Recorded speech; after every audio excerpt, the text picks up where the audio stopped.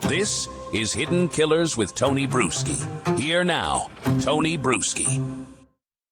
On September 8th of 25, a 15-year-old girl, Celeste Rivas Hernandez, was found wrapped in plastic in the trunk of a Tesla registered to music artist David. Or if you've been watching any of this going, what's a D4vd? Is that a new platform to watch the movies on? No, it's that guy.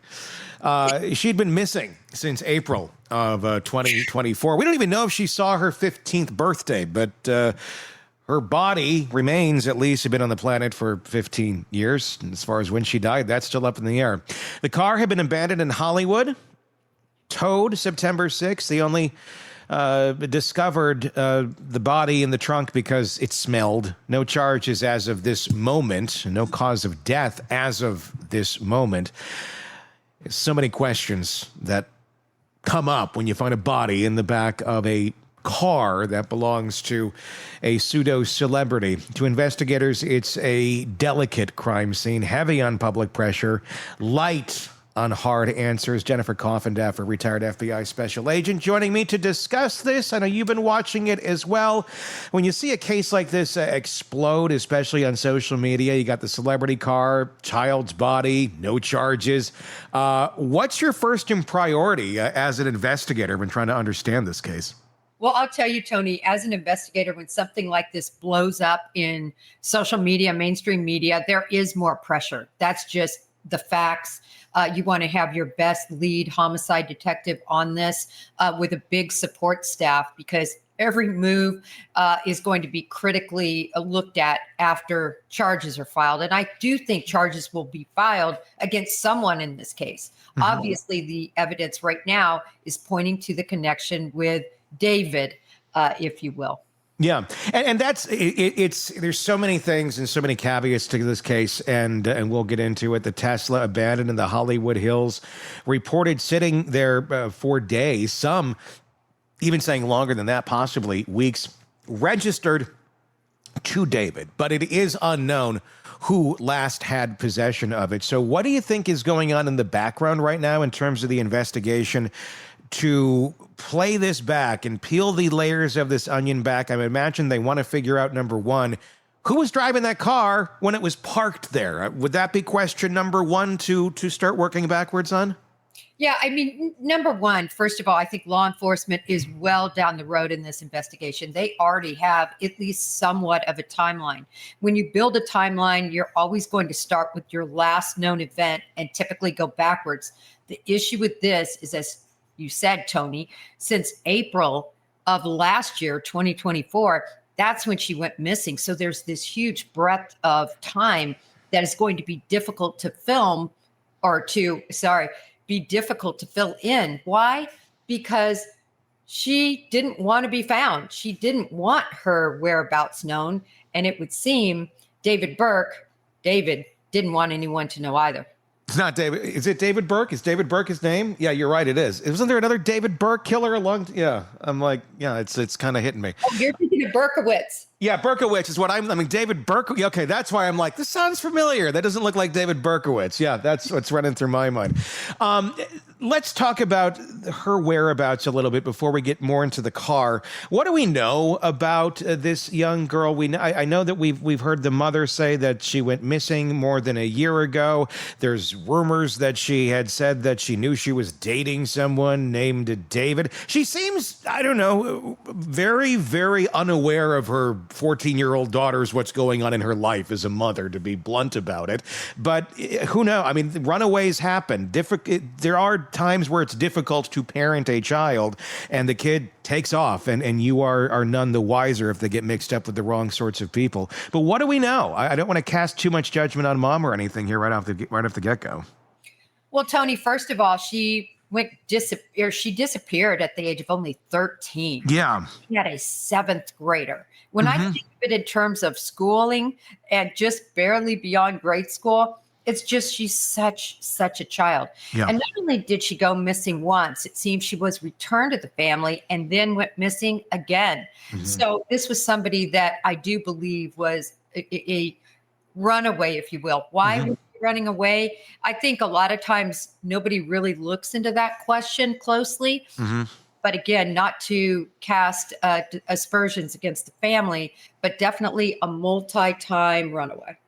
Yeah, I you don't want to cast aspersions against the family, but you always have to go, what is the reason? People don't just run away for no reason. I would say there's probably some sort of motive there. It doesn't look the greatest when you have the aunt putting up a GoFundMe right away and seemingly sucking in the the celebrity of what she's saying. Thank you to my new followers. I dug in a little bit to the Discord on this, into the Reddits, and it's weird. The whole thing feels weird, from the family to what's going on here with David. I don't know what the hell's going on, and that's, I think, makes this very, very mysterious. So she runs away. 13 is when this happens. Seventh grader. That's shocking. And for all this time, we don't know where she is, but now we're starting to hear evidence, or at least rumors out there on the internet, and even some evidence. There's been some video that has been posted that purports to show her at some of the David events. What is that? What does that mean for the David crew? Let's take murder out of the equation for a moment. That if they were traveling around with this underage girl as basically kind of a groupie to a certain extent for a good chunk of time, if indeed that's what was happening. Well, I'd like to start off with a video that I believe to be true, and that is the video of the teacher that taught Celeste, that has proof on his cell phone that she was in the classroom. He took a video of her, and David shows up to pick her up, apparently, and was in the classroom. That seems to be likely to be actually evidence that can be used, at least in terms of a timeline, when they would have had intersection together. As far as the very recent, meaning within the last day or so, footage that was put out from TMZ or at this concert, they have since debunked themselves, if you will. Again, they said this was possible. All of us are couching this because when I look at these videos, oh my gosh, it very much resembles her. I mean, skin tone, the way she dressed, even the black tube top that she was described as being found in the trunk, and then having a black tube top on purportedly at this concert. But since then, TMZ has said, listen, their sources are saying now this was not her. So, right now, social media is running amok. I recently posted another video of them at a kitchen table where they were streamed, and where she kind of quietly says, listen, you better erase this. I think that's her. Yeah. It could be argued. Law enforcement will figure it out. But I think there is some legitimate footage that could be her visually linking her to him, but it's not that concert video, apparently. And linking her to him doesn't necessarily mean murder either. And linking her to him also doesn't necessarily mean that he knew her age either. I mean, if you looked at an image of the young lady, you could guess anything. I mean, you could guess 14, you could guess 20. It's really hard to know if you were just looking at her visually. So there's a lot of questions there a lot to be answered of, what did he know? When did he know it? What sort of involvement is there? And there's so many weird, damning things in this. We also have heard about the tattoo, the matching tattoo, which is cryptic, but it seems most of David's art is rather cryptic as well. It just makes it more crypt keeper-ish when you have a body in the back of the truck. Well, I have to say this, Tony. Whenever you have a body in the back of somebody's vehicle, there is a very solid link. Now, I agree with you. That doesn't mean he was necessarily driving it. But if you own a Tesla, and Teslas are very expensive, and this isn't just, your old VW that you lent out, it would make sense that he would know who was using his Tesla, whether he used his Tesla. Like I said, I think there's a very strong connection, but you add to it the fact that law enforcement put together a probable cause affidavit very recently, I believe it was last Wednesday, that allowed them to search the premises that he was linked to through his manager. I mean, Tony, this tells me law enforcement is hot on his trail or hot on the trail of somebody that was living there. And it's connected to Celeste's murder. I would, you were saying, someone knew who was driving it. I'm going to guess the Tesla knows who was driving the Tesla. When you're considering it's a Tesla and the technology in a vehicle like that. We've seen so many cases in the last couple of years where we see the technology in these vehicles, not even necessarily a Tesla. We were talking about Karen Reed's Escalade, all these different cases where the computers in the car, what it can register, what it can tell, is stunning. Tesla's even more so. I'm going to guess the digital information in that car, probably going to tell a lot, but you're also talking a mobile crime scene here too with the body in the trunk, your hands on a steering wheel, unless you're wearing gloves. I'm just guessing DNA in general is going to be all over that vehicle, and you're not really going to have a way to not get it in there unless you're driving the damn thing with a hazmat suit. No, you're right. The Teslas, listen, they are literally computers on wheels. They report everything, who goes in, who goes out, when you open up your canister, where you go, all the navigation. They have up to 9 cameras on there. I have one. I can tell you they are unbelievable. But you can also disable a lot of these features, including the safety feature. And you can just knock it all down. And I don't think it's recorded when you do shut off your safety features. Whoever was responsible for this, did they know to do that? Yeah. If they owned it, did they even know? I mean, a Tesla, the book, it's like an encyclopedia to read through all their features, right? So what did they know? What did they did not know? This is the thing, Tony. I believe that if they had this beautiful layout of who was in that vehicle, who opened the frunk, remember it was the front trunk where it was found, if they had all of that, I would believe we would have charges right now, unless they were, in black and were hired, or David did it and was all in black and they couldn't discern anything. So I just am not as positive that Tesla is going to give investigators what they want to find, possibly, since it's taking a bit of time. That is a weird, I am kind of surprised that we don't have any sort of charges yet, but who will probably find out the reason for that at some point. The fact that this thing was abandoned, what the hell do you think was going on? This is not a way to hide a body. So if somebody is legitimately killed, murdered, or died of whatever reason it may be, it looks like they were trying to conceal the body, and they left it parked there for long enough that it ended up getting towed, to which then they found this. Is this a misstep by whoever did this, do you think? That, we'll leave it here and we're going to come get it next week or 2 weeks, or nobody's going to tow this thing? Or was it put there with the intent that, somebody will tow it away? Then, was somebody that stupid thinking that nobody's ever going to find a body in this car if it gets towed? Well, what this tells me as an investigator right off is you are not dealing with some mafioso hitman. Yeah. You're not dealing with somebody who is a career criminal who's been down the road before, been to a rodeo like this. You're dealing with somebody who likely acted in some sort of heat of passion and took these steps to quasi-conceal what they had done, which meant dismember the body. And I believe it's dismembered now.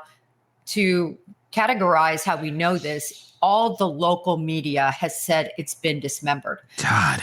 Looked back, where are we getting this? Because we don't have the autopsy. That's where the source of all of this is. But why be dismembered? In fact, I found an article that specifically stated, and this was so early on, Tony, I was following this the day after the person was found, before we ever knew the name Celeste, only because I found it interesting as somebody who is very interested in missing people. Missing people are often found in abandoned cars, believe it or not. So I was thinking, wow, I bet this is one of our missing. And then it ended up being one of our missing. So I had never even heard of this David Burke character before this. Yeah. So no idea really of how it would sort of spin a bit. But that's the number one thing you look at is crime of passion, panicked, tried to dispose of them, likely cut them up because they would not otherwise fit in the bag in the frunk. Most people think you dismember people out of anger or hatred or, wanting to make them look horrible. That's not why it's done. Typically, it's really and it sounds terrible, to be pragmatic. Yeah. They need to get the body hidden. That's how they did it. So just poor work by somebody who isn't a career murderer.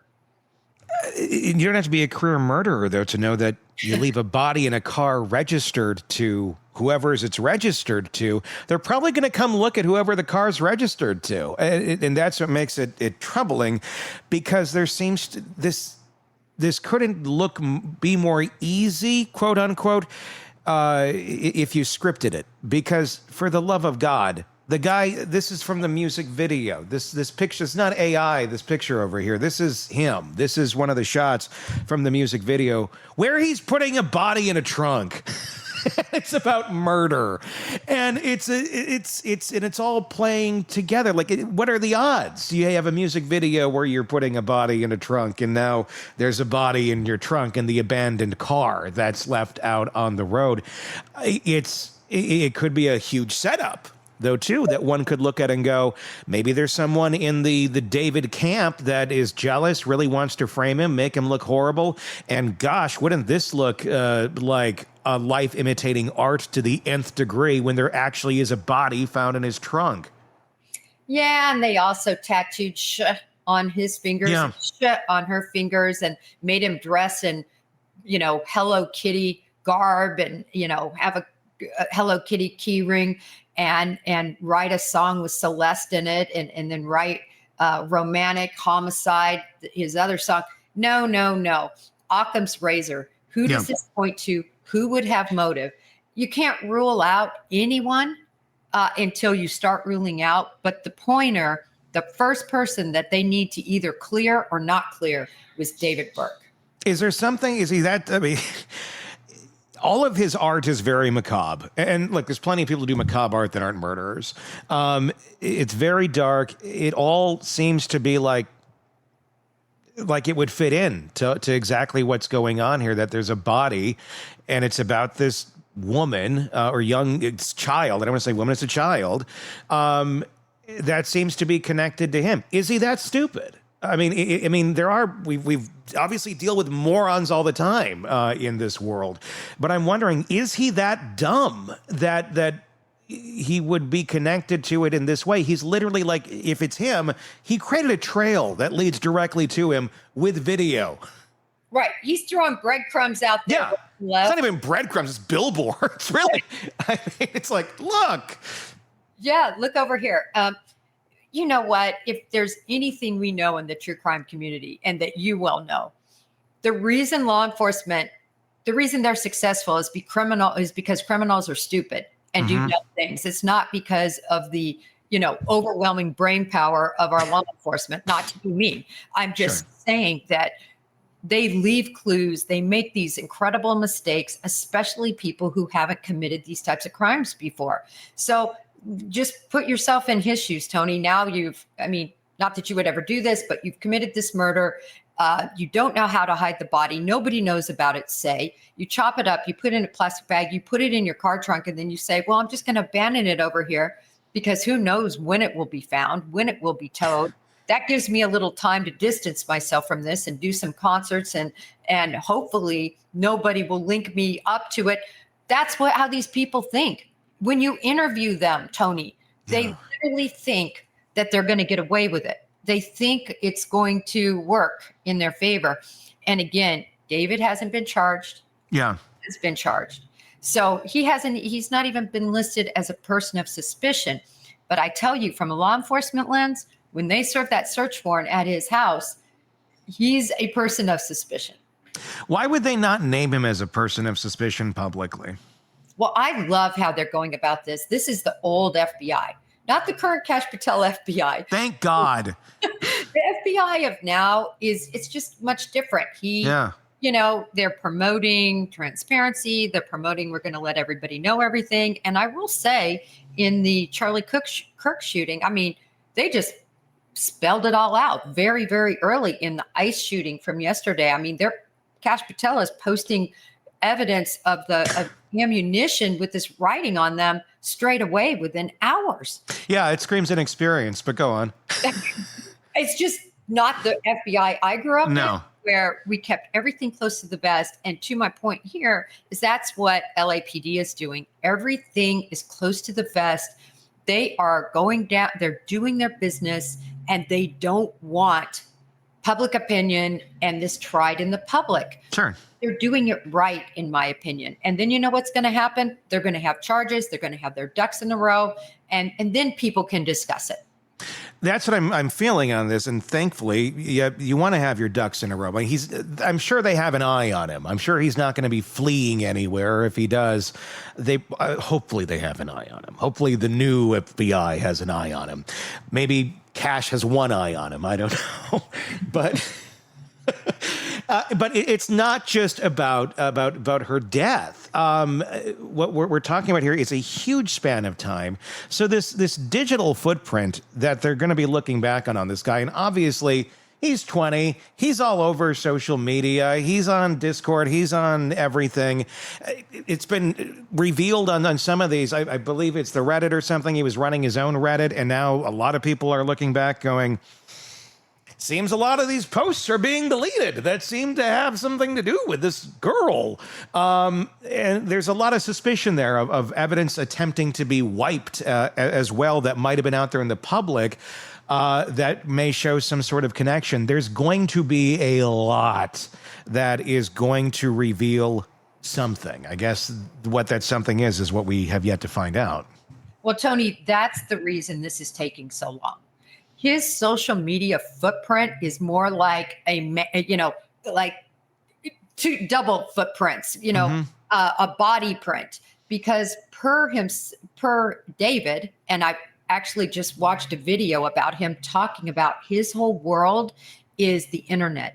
His world is social media, his friends, his connect.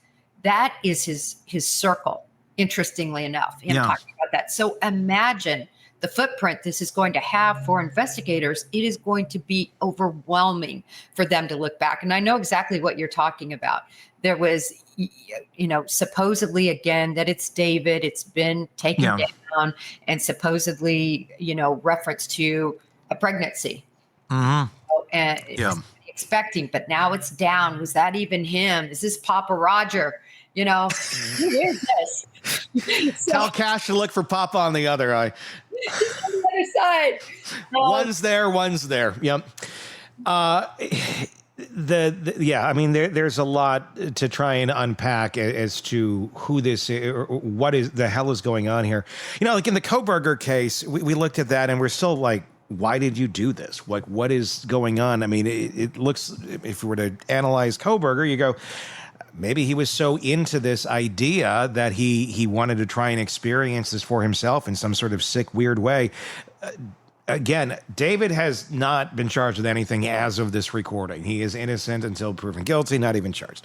The macabreness of the art, everything that he was into, it's a weird thing to think of, but, is this something that he thought, or as an artist, like, let's go experience this? And then I can be a better artist, because then my art can really reflect the reality of this. I'm not just, giving it an interpretation through music.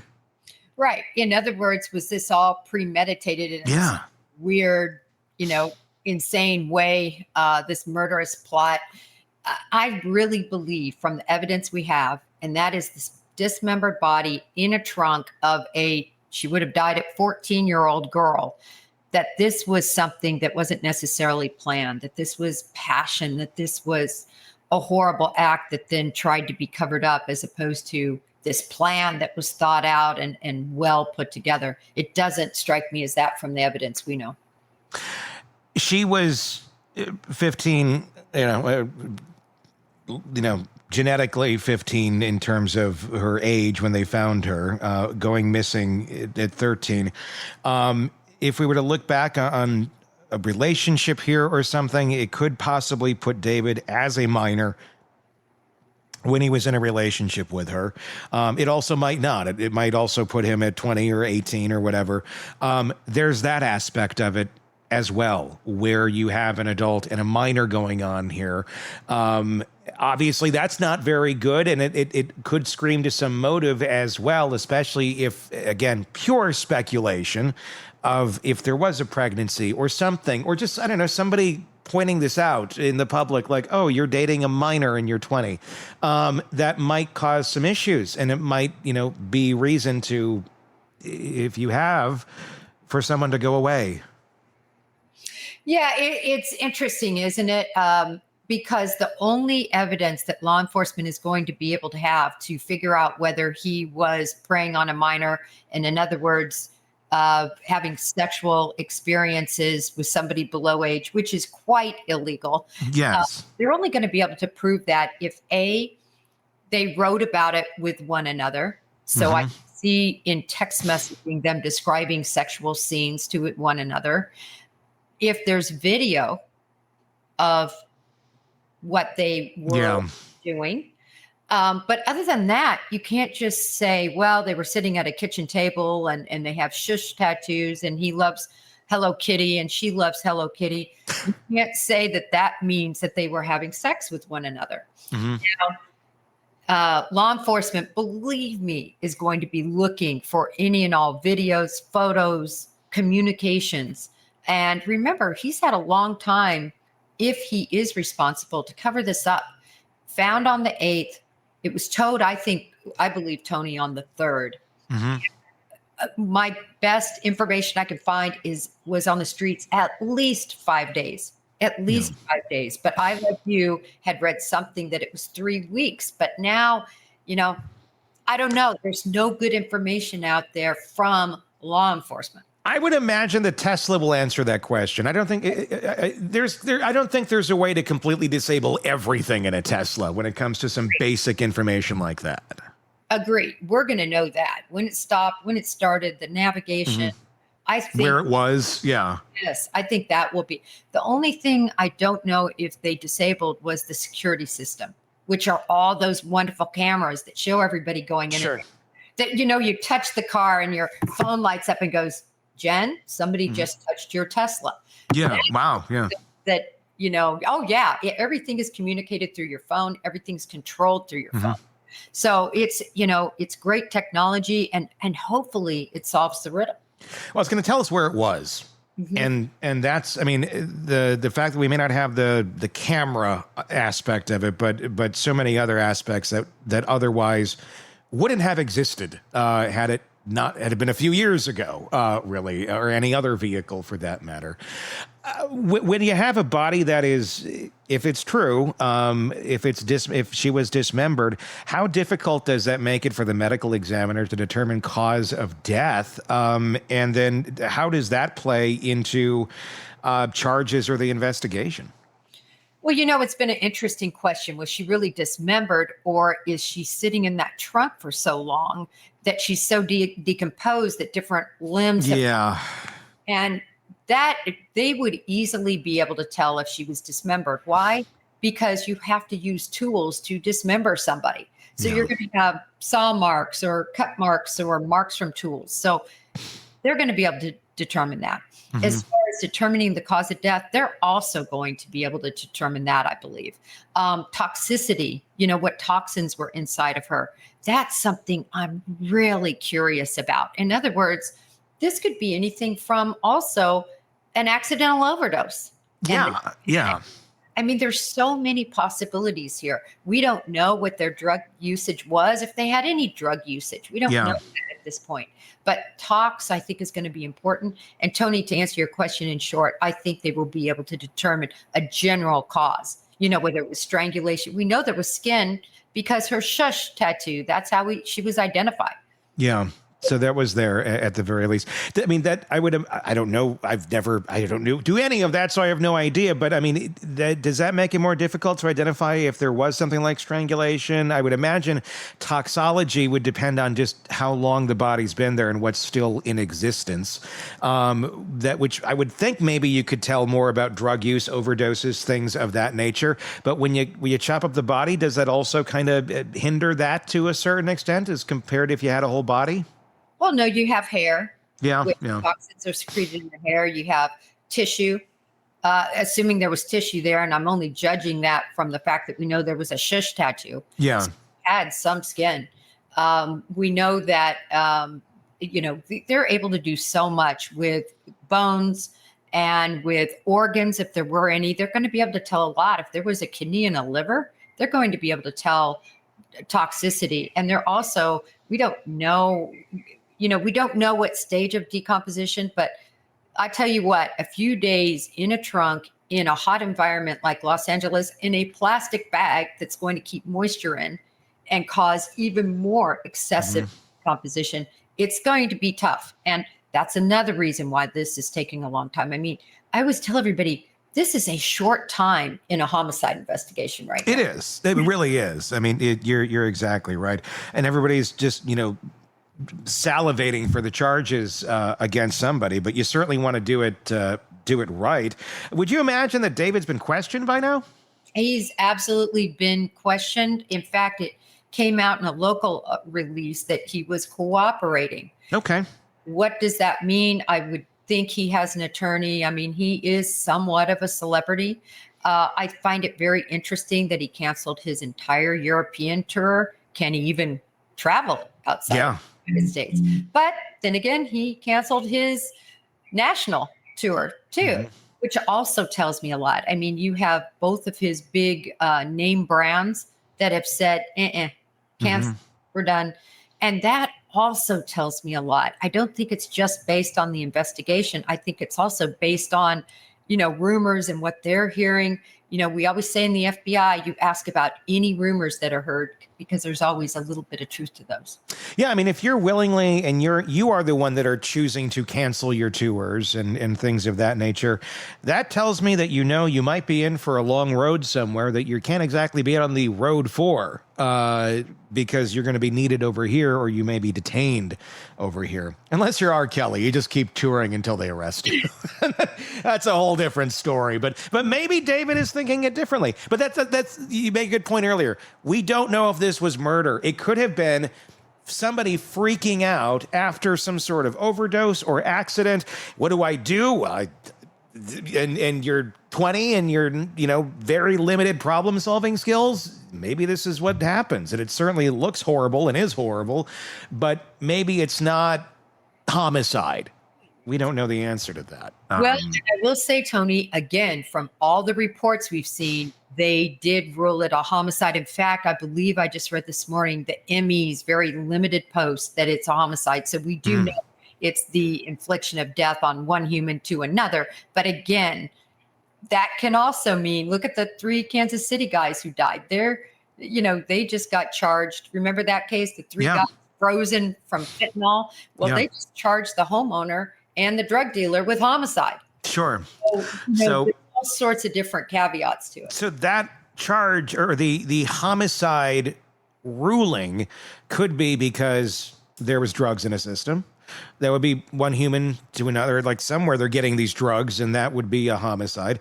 Or somewhere on the body, beyond the dismembered portions, that there would be some evidence that maybe like a bullet, stab wound, strangulate. Would there be something there that they would also have triggered that ruling of saying homicide? There'd have to be something very specific, I would think, to make them go, this is a homicide versus undetermined.